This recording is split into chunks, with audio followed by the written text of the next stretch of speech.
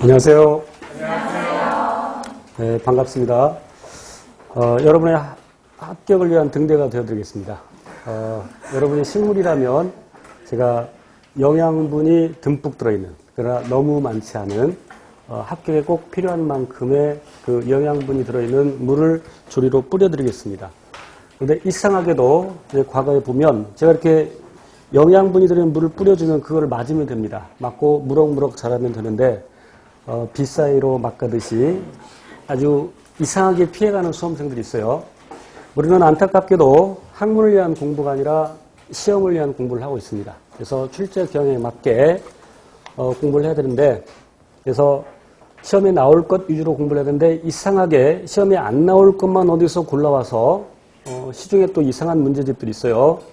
검증이 잘 안 된 문제집들, 그런 것들에서 문제를 가져와서 질문하고 이상을 질문하고 그러면 합격하는데 시간이 오래 걸리죠. 여러분이 이 자리에 있는 것은 합격을 좀 더 빨리 하기 위해서 그렇죠.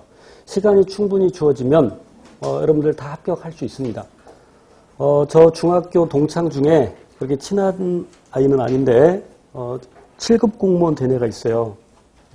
중학교 때 공부를 썩 잘하지 않았어요.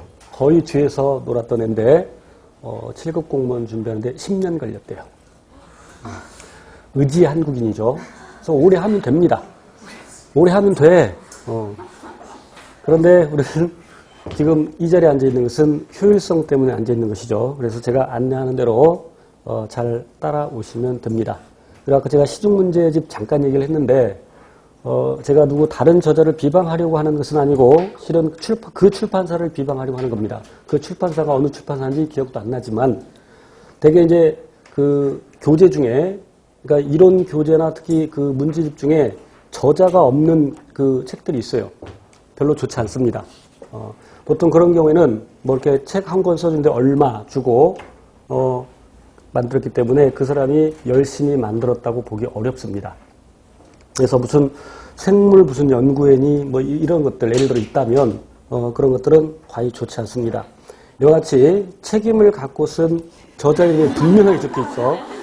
실은 안타까운 것은 속지에는 최종한 공무원생을 최종한 심화생물, 공무원 심화생물 하이스쿨에 적혔는데 이름이 크게 있었으면 더 좋았을걸. 이라는 안타까움을 우리 대장님께서 표하셨습니다.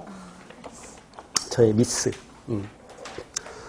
그래서 이제 아까 오전반에서도 얘기했습니다만 제가 강의를 하는 것은 지금까지 출제된 문제들을 추천 문제를 분석해서 그리고 이제 출제 가능한 문제까지, 특히 지금 이 자리에 앉아 있는 수험생 여러분은 소위 위탁 출제되지 않은, 그러니까 인사혁신처에서 위탁 출제하는 강원도랄지 아니면 울산이랄지 인천이랄지 이 지역이 아닌 다른 지역을 준비하는 수험생들이고, 방금 얘기한 지역의 경우에 물론 내년에는 그게 또 달라질 수도 있어요. 아까 그 강원도의 경우에도 예전에 굉장히 어렵게 출제가 됐었는데 위탁 출제하면서 문제가 굉장히 쉬워졌죠. 고등학교 수준이면 충분히 풀고도 남는, 실수하지 않으면 100점 맞을 수 있는, 실수하지 않으면 그렇게 매우 쉽게 출제가 되지만 그 지역을 제외한 나머지 특히 서울, 경기, 경북, 물론 이제 전남의 경우에는 이렇게 저렇게 문제가 막 섞여 있습니다. 수능형의 문제도 섞여 있고 그리고 심화 내용도 들어있고, 그래서 위탁 출제되지 않은 지역을 준비하는 수험생을 대상으로 이 강의가 진행됩니다. 그 9급의 경우에 8급 서울은 전부 이 수업을 들어야 되고, 그 다음에 이 수업은 6급 연구사나 7급을 준비하는 7급 기술 직렬에 생물 들어가는 그런 직렬을 준비하는 수험생에게도 도움이 됩니다. 놀랬다. 네가 더 놀랬지?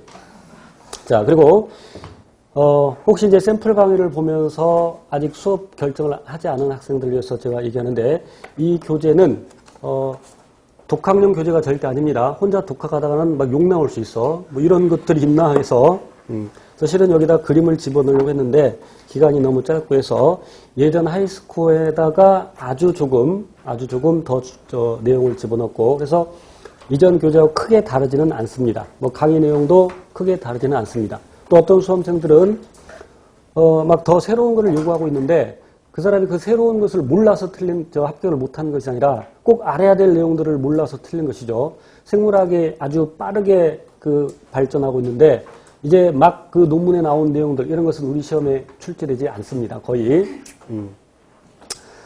그리고 이제 때에 따라서 시사적인 것들도 출제될 수 있어요. 특히 방역직의 경우에는 질병과 관련된 최근의 질병과 관련된 그런 내용들도 출제가 될 수 있으니까 이제 시험에 임박해서 그런 시사적인 그런 질병도 방역직의 경우에는 공부를 하셔야 됩니다. 그리고 방역직의 경우에는 식물 파트가 빠지는데 물론 이 강좌에서는 식물 파트까지 다 강의를 하는데 그래서 식물 파트를 맨 뒤로 밀어놨고 그렇지만 이제 광합성이나 또는 분류 부분은 식물 파트 뺀 그 앞에 나와 있는데 방역직의 경우는